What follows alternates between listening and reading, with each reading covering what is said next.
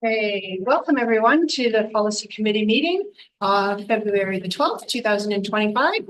I'd like to begin by acknowledging that we are privileged to meet on the unceded and the ancestral territories of the Squamish and the Stratliam Nations. We have a recommendation that the agenda of this meeting be approved. Thank you, Melissa. Thank you, Celeste. And some minutes. Recommendation. You should do like all. Oh, yes, sorry, all in favor. And I am.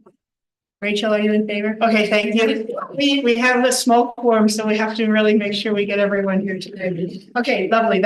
Those minutes have been approved. Now, or that agenda, the agenda has been approved. Thank you. Now we'll move on to the minutes recommendation. That the minutes of the policy committee meeting held on January 15th, 2025 be adopted. Thank you, Melissa. Thank you, Celeste. All in favor? Terrific. That's also passed.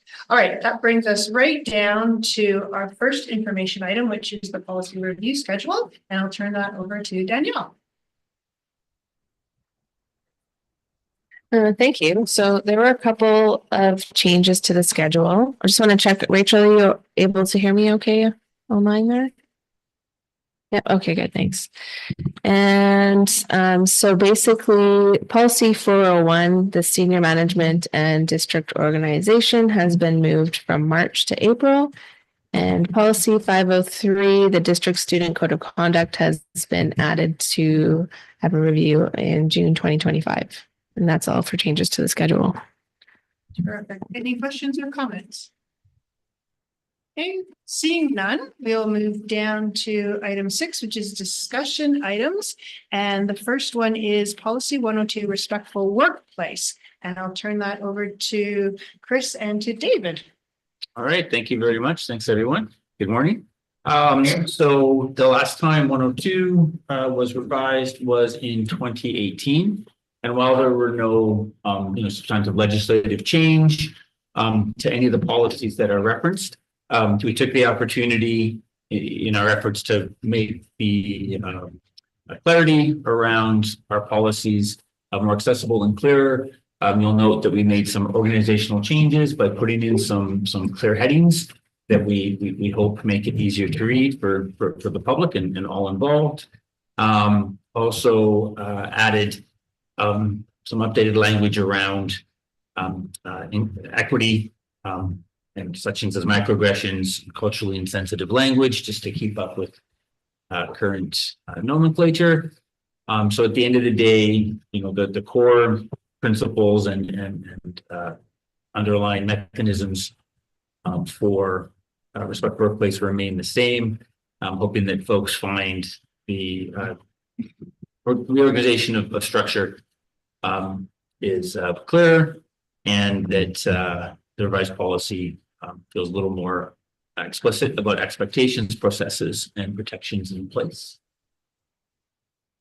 I'm just wondering, on our agenda, only the original version pops up.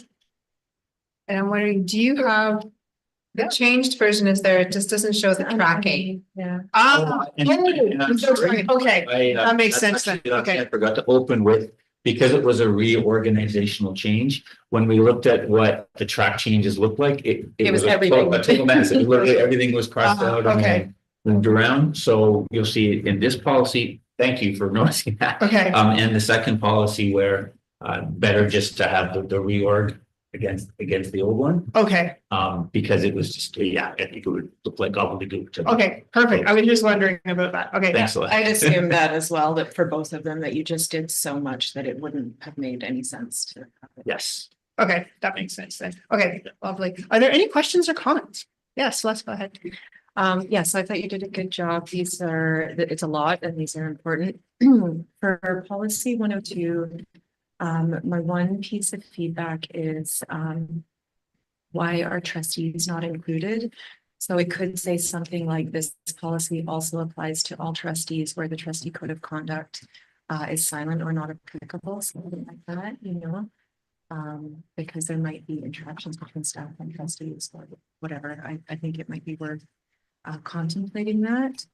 And the other piece of feedback that I had on this one was around, which has been done in policy 104, but not in 102, is would it be worthwhile to mention something about the location of incidents?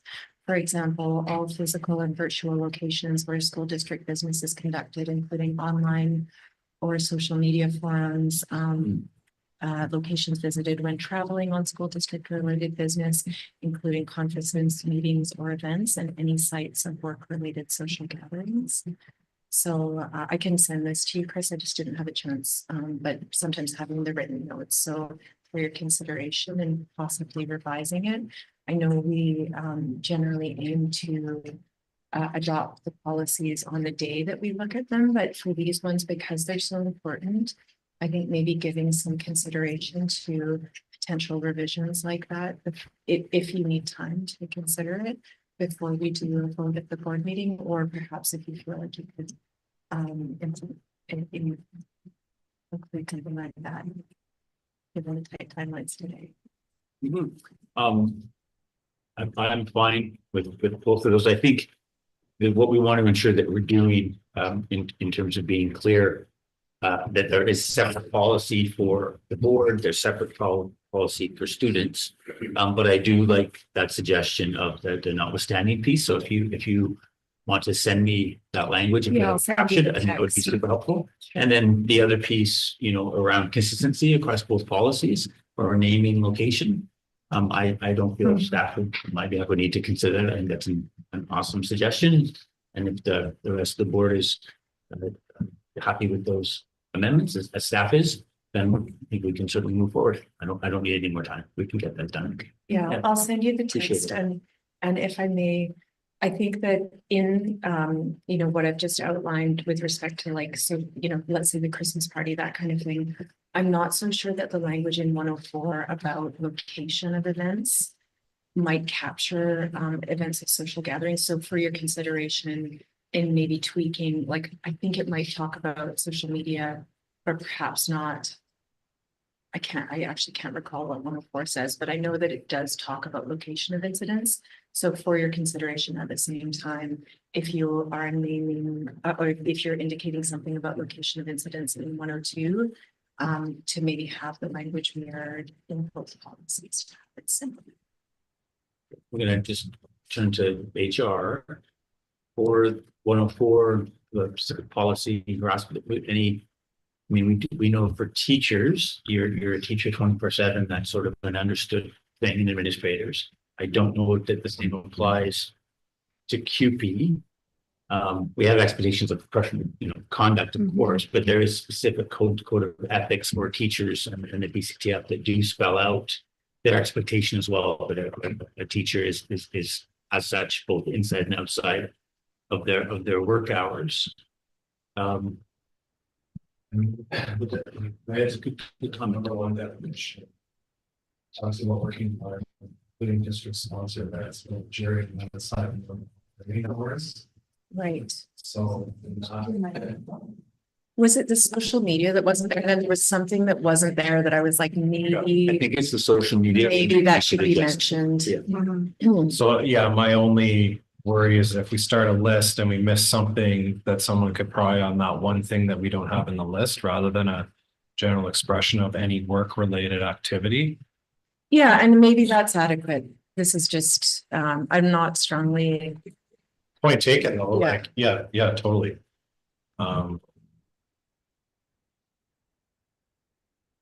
I'll maybe CC you on this as well, and Danielle, and you can have a look at it. And then I guess the scope also talks about all adults, all school districts, learning or working environment, including but not limited to district employees, contracting parents and third parties doing business with or interfacing with the school district. So that's like broader than, like, to me, that would apply to an international trip where we're recruiting for students to come here, because that's interfacing with our school district. But yeah, no, totally understood.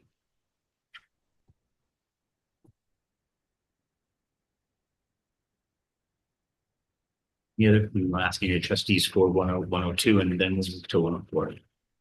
I was looking at, 102, I'm trying to look through where I thought this was supposed to go in because I didn't actually write it in my notes.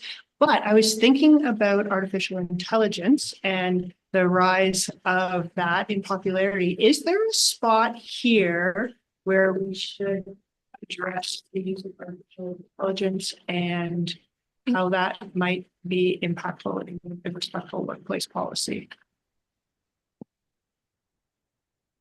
It's more of a curiosity than a suggestion. Yeah, I would say that I would find the note here where we have it, where we talked about electronic communications, Mm-hmm.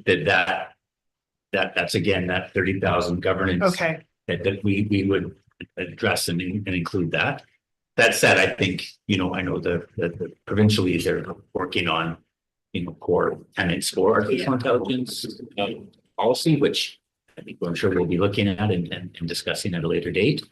But I know we spoke about this before and we talked about social media and other things where we wanted to capture it under, those electronic communications okay, pieces. sure. I think the piece I would add is that regardless of the tool, we want to get at the conduct, right? So Mhm. regardless of whether you're using social media or face-to-face interaction or AI, like I'll just use prohibitive conduct, actions or comments that insult, degrade, or belittle another person. It doesn't matter what tool you use to do that. It's anything and everything, right? So if you've engaged in that conduct again, it doesn't matter what mechanism you've used, that then we review it, right? Okay, that's a good point. All right. Are there any other questions or comments? May I? Oh, Lisa, hello. Yes, go ahead. Sorry, I I'm didn't. not muted, am I? No, Can you you're hear me? good. Okay. So I just had like a lot of the same comments as Celeste there and great explanations, David. But I have a little bit of a conflict between the student code of conduct and the respectful workplace, because in reporting, we don't, in policy 102, we don't mention the student, but we mention the reporting on what's supposed to happen for our staff, anyone that encounters any of these measures. But there's nothing to tie it back to what the staff are supposed to do with the student when it impacts, when that respectful workplace is at the hands of the student.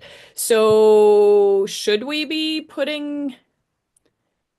where should that piece go? Because to me, it looks like if anything happens in section 3.2, we're reporting the incident as it says here, but the piece for what staff are supposed to do when it's at the hands of a student is missing or mute in both of these policies. Did that make sense? I guess it does. I think I'll try and jump on that one. So there's very specific admin procedures if there's violence at work, or if a teacher is unintentionally or intentionally hit at work, or there's violence on a student. So we follow our procedures with work safe claims. We have our mechanisms for suspensions and consequencing, which lays out minor and major behaviors. That is part of the district student code of conduct. But that's where those pieces are captured. The respectful workplace is specific to the adults in the building and aren't meant to include students, which is why the reference to conduct involving students, the link is there to the student code of conduct.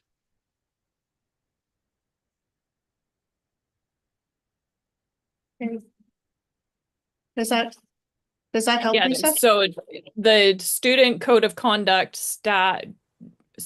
any adult that's covered under the respectful workplace one would follow the procedures in the student code of conduct.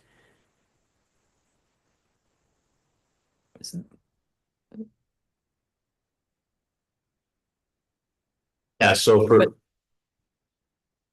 for example, the student code of conduct also references things like intimidation, harassment, which again is broad. It's not just to other students. Okay. So we have our mechanisms in place for student conduct that is separate from workplace between adults. Okay. Just wanted to make sure. Okay, terrific. All right, any other questions or comments about this policy, 102? All right, seeing none, then I guess Chris and Dave, do you feel comfortable with just making the slight changes or additions that Celeste suggested? I think they're Yeah, really and valid. if the board would If- prefer, happy to also bring it back with those changes at another board meeting, or happy to incorporate it. It's up to I'll leave it to the board when it comes to the motion, because the board will then decide if they want to accept with the amendments or if they would prefer. I think it'd be a good discussion to have in In the open, the open. sure. Go ahead, Given, Celeste. given the relatively minor, like suggestions that could be incorporated easily, as long as you feel like you have time, I think that we could review it over the break. Great. I feel comfortable just in the public meeting going ahead with a motion that would say to adopt with the changes as discussed. Do others feel the same way, And or is there? we would see the final. Yeah. Yeah, is there a differing opinion? Nope, sounds good. Okay, well, maybe we'll go with that for now, and if everyone's comfortable, we'll move on to our next, oh my gosh, where did it go? Our next item, which I know is the next policy. I've lost the agenda on my computer. Hold on, can it come? There we go. All right, so thank you. Let's go on to policy 104, harassment and discrimination. I'll turn that again. Chris and David, go ahead. Great, thank you. And just wanted to check in with Archie.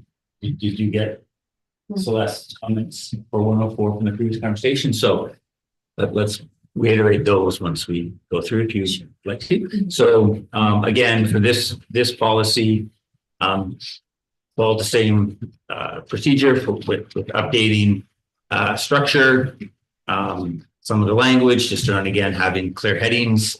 Also updated the BC Human Rights Code reference because there was the addition of folks of Indigenous ancestry under there. So I wanted to make sure that was updated. And we'll do that as housekeeping in all our policies that reference BC human rights, where we list the protected areas. And again, hoping that this is a little more user friendly, just in terms of readability and following through with the headings. But again, the procedures for reporting, the links to supporting documents, etc. There hasn't been substantive change in legislation or WorkSafe or any of those things that we're beholden to make any additional changes. So again, more of a housekeeping and updating of language. Okay, thank you so much. Any comments or questions? Go ahead. Thank you. Celeste, you always have very good, you're very good at policy. Thank you for all your compliments. Weirdly. So again, thank you for the work on this, lots of revisions, and I think it reads well. The one comment that I had was about 2.1, and again, I think that 2.1 should specify that the board is included. If possible, however, you might see fit to incorporate trustees in the list of people who are included. And the only other comment that I have on this one, I couldn't recall. I think it's in policy 201. It says that the policy shall be reviewed annually. Is that right? But not this one. Was that stated in both of them? And my apologies if I'm getting that wrong. I think both of these policies should be reviewed annually, and my recommendation on that, I think what I'd read was that it would be the head, like the department head, perhaps the principal that's referring to, that would review the policy annually. And I wonder if having it organized by the school board office so that everyone is getting the same kind of review, how that would look. This is just for your contemplation, and it doesn't need to be a decision made today, but making sure that the review of these policies, because they're so important to the health of the organization, it's done in the same manner at every school site, and that both of them are getting reviewed, not just. I'm sorry if I misread stuff, but it was. No, you meant 102, he said 201. So yeah, that was Yeah. Yeah, 102, the expectation that's in here is the principal who would review this with staff every year. I don't staff any issues. I mean, these are all important policies, foundation. I have no issue with that. I think it's given times we're in as well. It's a great suggestion. Thank you. Yeah.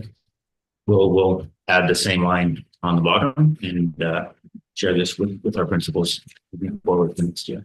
Thank you so much. Anything else? Anyone online? Lisa or Rachel? I don't want to miss you.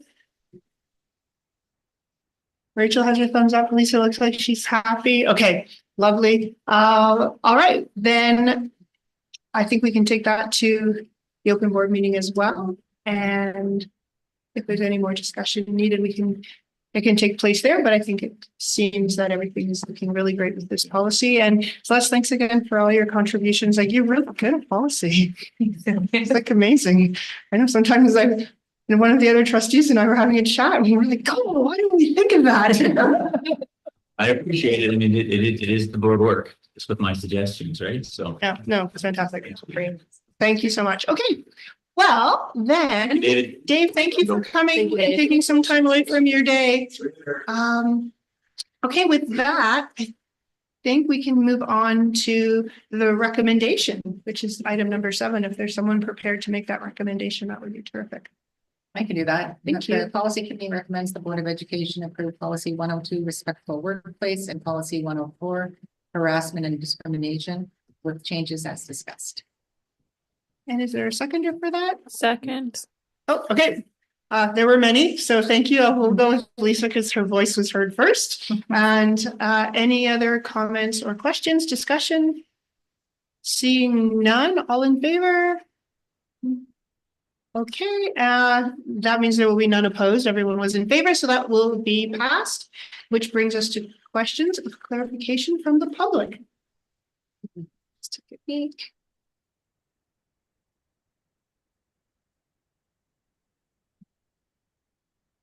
Nothing so far. Okay, so nothing's come in online. I'm sure Danielle will continue to monitor that. And if anything does come in, we can address it at a reasonable time. And that means the work of this meeting has been concluded and we can call this meeting adjourned. We meet for our next meeting at